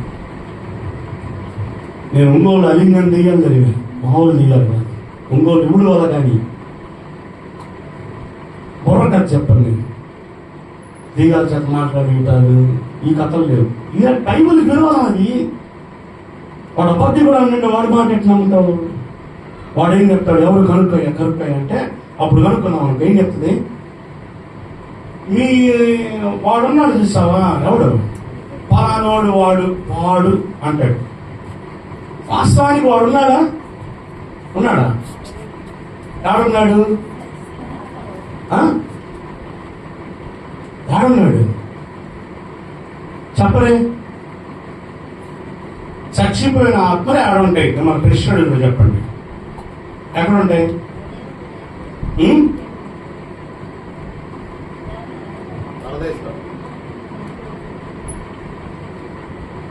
చచ్చిపోయిన ఆత్మలో రోడ్ల మీద తెలకవు. అర్థమైందా? తెలకో కట్టుకుని తిరిగింది, ఎర్రకో కట్టుకుని తిరిగింది. ఇదంతా క్యాష్ అట్లుండదు. చచ్చిపోయిన ఆత్మలే దేవుడు బిలాములో బిగించి కావాలి పెట్టేశాడు. ఆయన అవి బయటికి రావు. ఊరేసుకుని చచ్చిపోయినా ఇంకా మీరు చెప్తారు చూడు అప్పుడప్పుడు కోరిక తీరనటువంటి కొన్ని దెయ్యాలు భూమి మీద ఏళ్ళే తిరుగుతుంటాయి. ఇదంతా భక్తి. దేవుడు వాటిని తీసుకునేది లోపల బంధించి పెట్టాడు. రావయ్యి. కాబట్టి ఏది వస్తాయి అంటే పైన ఉన్నటువంటి దేవదూతల్లో 30% దేవదూతలు అంటే దెయ్యపు ఆత్మలు, సాతానుగాడి అనుచరులు, వాటిని దేవుడు భూమి మీద నెట్టేసాడు. అవి వచ్చి పడ్డాయి. అవి వచ్చి ఈ పేరు పెట్టుకుని తిరుగుతుంది అన్నమాట. నువ్వేమంటావు? పలాని పేరు చెప్పగానే అవునా పలానా అని అనుకుంటావు. వాస్తవానికి వాడు కాదు. వాడు ఆడ లోపల ఉన్నాడు. వచ్చింది ఎవరు? వాయుమండల సమూహం. ఆ వాయుమండల సమూహంలో వాళ్ళలో ఒకడు వస్తాడు. సాతానుగాడే వచ్చేది, ఎవరో కాదు. నీకేం పేరు చెప్తాడు? నీకెవరు తెలుసు? ఎవరు తెలుసు? మీకు నాయనమ్మలు, తాతయ్యలు, జేజమ్మలు, ఊరేసుకుని చచ్చిపోయిన వాళ్ళు, ఏడుతో చచ్చిపోయిన వాళ్ళు, ఇట్లాంటి వాళ్ళందరూ తెలుసు కాబట్టి మీ వాళ్ళ పేరు చెప్తాడు. వాస్తవాన్ని నమ్మించాలి కదా. నీకు స్టోరీ వేయాలి, అప్పుడు నమ్ముతావు. ఇవన్నీ కరెక్ట్ కాదు. దెయ్యపు ఆత్మలు అవన్నీ సాతాను గడ ఉంచారు.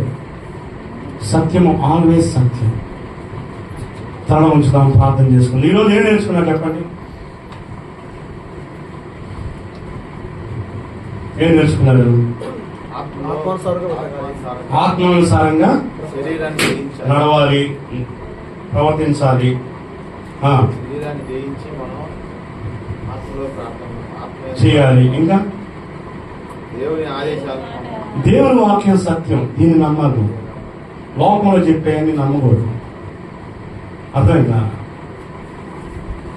దేవుని వాక్యం సత్యం. దేవుని వాక్యం చెప్తుంది, అదే నమ్మాలి. మీ నోటితో మంచి పలకాలి. ఈరోజు మీకు ఎక్సర్సైజ్ ఏంటంటే, ఈ రోజు నుంచి మీ నోటితో మంచి ఆశీర్వాదాన్ని పలకండి. అర్థమైందా? అంత ధైర్యం నాకు లేదు అని అనుకునే పని అయితే ఒక పని చేయండి. ఎవరు లేనప్పుడు ఇంట్లో పలుకుతూ ఉండండి. అర్థమైందా? బండి తెచ్చుకున్నాం అనుకో, బండి ఆశీర్వదించబడును గాక, ఆటో దీవించబడును గాక, దీని ద్వారా ఆర్థిక సమృద్ధి కలుగును గాక, ఉద్యోగం ద్వారా సమృద్ధి కలుగును గాక, వ్యాపారం ద్వారా సమృద్ధి కలుగును గాక, చేసే ఉద్యోగం ద్వారా సమృద్ధి కలుగును గాక, పిల్లలు దీవించబడుతురు గాక. జ్ఞానం లేని అమ్మాయి అనుకో, చదువు సరిగా రావట్లేదు అనుకో, జ్ఞానం కలుగును గాక, చదువు బాగా వచ్చును గాక. అట్లా పలుకుతూ ఉండాలి. ఇది ఓకే. యేషుకేలు ప్రవక్త ద్వారా మాట్లాడిన మాటలు ఏంటంటే, చచ్చిపోయిన ఎండిపోయిన ఎముకలకి దేవుడు చెప్పమని చెప్పాడు. ఏమని? నువ్వు స్వరాన్ని ఎత్తి చెప్పు, ఎండిన ఎముకల్లోనికి జీవాత్మ రమ్మంటే ఆ ఎండిపోయిన ఎముకల్లోనికి జీవాత్మ వచ్చి నరాలు ఎముకలు మొత్తం కలుసుకుని లెక్కింప సైన్యం గాని సైన్యం మహాసైన్యమైంది.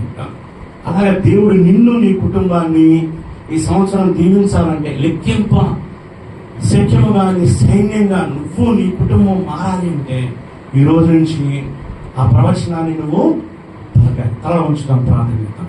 పరిశుద్ధుడా, ప్రేమ కలిగిన తండ్రి, నీకు వందనాలు, స్తోత్రాలు. ఈ రోజు నీకు ఇచ్చిన వాక్యాన్ని బట్టి నీకు స్తోత్రాలు. ఎండి నిమ్మకంలోనికి జీవాత్మ వచ్చినట్లుగా ప్రవచించమన్నావు ప్రభా, నీకు స్తోత్రాలు. నాయనా, మేము నీ ఆత్మ ద్వారా పలికితే, నీ పరిశుద్ధ ఆత్మ ద్వారా పలికితే జరుగుతుంది. పరిశుద్ధ ఆత్మతో నిండిన వారమై మంచి మాటలు పలికితే అవి మా జీవితానికి ఆశీర్వాదం, మా పిల్లలకి, మా కుటుంబాలకి, సమస్తానికి ఆశీర్వాదం. ఆరోగ్యం లేని వారికి ఆరోగ్యాన్ని ప్రవచిస్తే ఆరోగ్యం కలిగింది. నాయన సమృద్ధి లేని వారికి నాయన సమృద్ధిని ప్రవచిస్తే సమృద్ధి కలిగింది. కుటుంబాలు బాగలేని కుటుంబాలకి నాయన నీ నామంలో కుటుంబాలకి ఆశీర్వాదం ప్రవచిస్తే అది జరుగుతుందని సెలవిచ్చాం. ఈ మొదలుకుని మా నోటి ద్వారా మంచి మాటలు పలకడానికి నీ కృప దయచేయండి. శరీరానుసారంగా మేము ప్రవర్తించకుండా ఆత్మానుసారంగా ప్రవర్తించడానికి సహాయం దయచేయండి.